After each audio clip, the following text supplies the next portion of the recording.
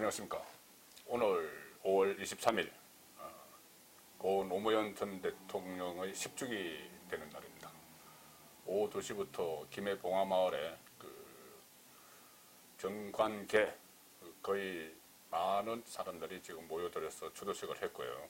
거의 뭐 청와대 또 민주당 행정부 또 일부 지방자치단체 전부 다 봉화마을로 옮겨놓은 듯한 그런 모습이었죠.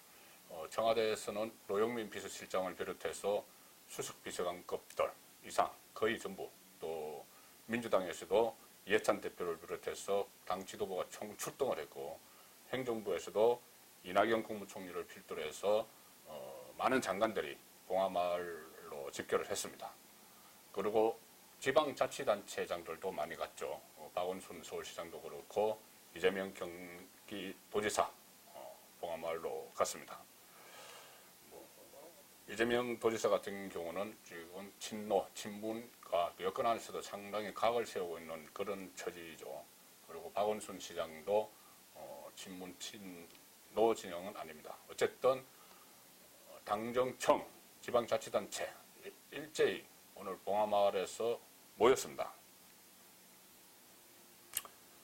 자, 그런데 이 노무현 전 대통령 10주기를 맞아서 이런 대대적인 행사, 정치 행사가 열린 것은 며칠 전부터 계속 되어 왔죠. 가장 크게 행사를 치른 것이 5월 18일 날 강화문 광장, 저녁 강화문 광장에서 시민문화제, 말은 시민문화제입니다. 김어준 씨가 사회를 보고 또 양정철 민주당 정책연구원장, 민주당 민주연구원장이 나왔고, 또 유시민 노무현 재단 이사장 같이 나와서 세 사람이 저는 일종의 노무현 마케팅을 했다고 봅니다. 노무현 마케팅을 벌였죠. 세 사람이 서로 시민문화제라고 그랬는데 사실상 정치 이야기를 하면서, 또 정치 이야기 중에서도 친노, 친문 이야기를 했습니다. 그 중에서도 친노, 노무현 마케팅을 벌인 것이죠. 그러니까 내년 총선, 그러니까 짧게는 내년 총선을 앞두고, 또는 길게는 2022년 대선을 앞두고 일종의 노무현 마케팅이 다시 좀 기승을 부리는 지금 그런 상황이라고 저는 봅니다. 그러니까 5월 18일 날 노무현 재단이 강화문에서 시민문화제라는 그 판을 깔아놓고, 실제로는 이 김어준, 유시민, 양정철 세 사람이 나와서 한바탕 정치 구판을 벌였죠. 그 안에서 그런 말들을 오고 갔습니다. 범여권, 지금 범여권에는 차기 대선 주자들이 차고 넘친다. 그런데 여기에 유시민, 조국이 가시하면 국민들이 얼마나 안심하겠느냐, 그런 말을 했습니다. 그래서 저는 국민들이 더 안심하기보다는 불안해질 것 같은데, 어쨌든 그들을 생각이 그렇습니다.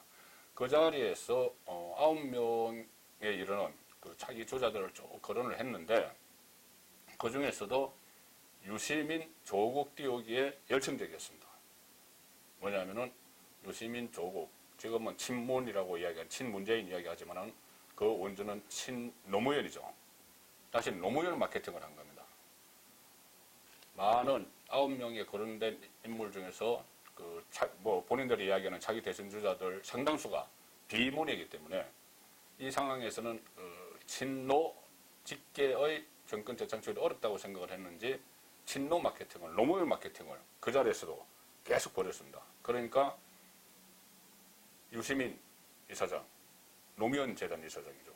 유시민 이사장이 다른 데서는 계속 정치, 자기 대권에 나가냐, 이게 부인을 하다가 그 자리에서는 저는 미리 좀 이 어떤 각본 흐름을 또는 각본이 있었던 것 같아요.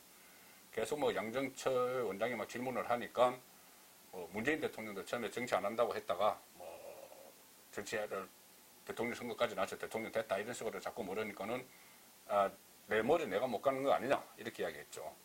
그러니까는 나를 노무현의 적통으로 해서 좀 초대해주면 내가 나갈 수 있다 그런 말입니다. 그렇게 이야기해놓고 좀 논란이 막 확산되고 막 정치적인 의미가 보이려고 한가 또 살짝 빠졌죠. 그때 현장이 시끄러워서 질문 내용을 잘 모르고 한 말이다. 빠져나가겠습니다. 어쨌든 그 자리는 그 광화문 시민들이 모이는 광장을 빌려서 법여건, 그러니까 법여건의 지금 현재 여건이 정권체 창출을 어떻게 하면 될까, 이 문제를 논의한 게 아닙니다. 노무현 마케팅을 하면서 다시 친노 직계가 어떻게 하면은 노무현의 이름을 빌어서 10년 전에 극단적인 선택을 했던 노무현 전 대통령의 이름을 빌려서 권력을 어떻게 이어갈 것이냐, 그 퍼포먼스를 한 겁니다. 10년 전에 극한 선택을 한 노무현 전 대통령을 다시 끌어들인 거죠. 정치 현장에 끌어들인 거랑 마찬가지입니다. 2007년 대통령 선거에서 정동영 후보, 민주당 계열의 정동영 후보가 이명박 후보에게 참패를 했죠. 그러고 나서 그때만 해도 친노 직계라고 이야기했던 안희정 전 충남도지사 친노 패족 선언을 했습니다. 패족. 우리들은 이제 뭐 없어졌다. 그거죠. 우리 세력은 없어졌다는 이야기죠. 이런 말을 했죠. 친노라고 표현되어 온 우리는 패족입니다. 우리는 변화와 개혁에 실패했습니다. 노무현 정권 창출을 못하고 이명박, 그러니까 그들이 이야기하는 보수 정권에 뺏겼기 때문에 노무현은 패족이다. 노무현 친노는 패족이다. 이렇게 선언을 했습니다. 그런데 이 패족이 됐던 친노가 부활하는 계기가 아이러니하게도 노무현 전 대통령의 극단적 선택입니다. 퇴임하고 봉하마을로 돌아갔죠. 노무현 전 대통령. 그래서 친환경 농사를 짓는다 하고 상당히 그 퇴임한 대통령의 좀 지금까지와는 달랐던 전직 대통령 문화를 새로 보여주는 거나 그런 평가를 받았지만 검찰의 수사를 받았습니다. 재임 시절에 있었던 일들이죠. 검증관계입니다. 검찰 수사를 받는 과정에서 노무현 전 대통령이 극단적인 선택을 한 것이죠. 이 노무현 전 대통령의 극단적인 선택이 있으니까 그 정치권의 친노들은 그 사건을 이렇게 이야기를 합니다. 정권을 잡은 10년 만에 정권을 잡은 김대중 노무현 시대를 거치고 10년 만에 정권을 잡은 우파 집권층이 그 전에 정권을 잡았던 노무현 전 대통령을 탄압하는 일이다. 탄압하고 있다. 그렇게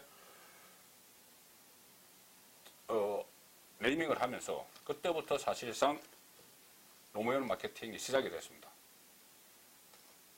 이 전직 대통령의 사상 유례없는 그런 극단적 선택 때문에 국민들도 상당히 좀 슬퍼했고 또 여러 가지 정치적인 해석들이 막 난무하면서 친노 세력이 결집하는 계기가 됐죠. 그러면서 그 친노 진영에서는 노무현 마케팅을 극대화하기 위한 인물을 찾은 것이 당시 마지막 비서실장을 지냈던 문재인 대통령이었습니다. 문재인 대통령, 그러니까 노무현의 친구이자 동지라고 했던 문재인 대통령을 2012년 대선에 내세웠죠. 문재인 대통령은 이것은 나의 운명이다 그러면서 받아들이고 나갔습니다. 나가서 그때 박근혜 후보와 접전을 벌이다가 일단은 패했죠. 패했지만은 그것을 계기로 해서 친노는 패족되지 않고 다시 부활했습니다. 부활해서 정치권의 제1야당 세력으로 단단히 뿌리를 박았습니다.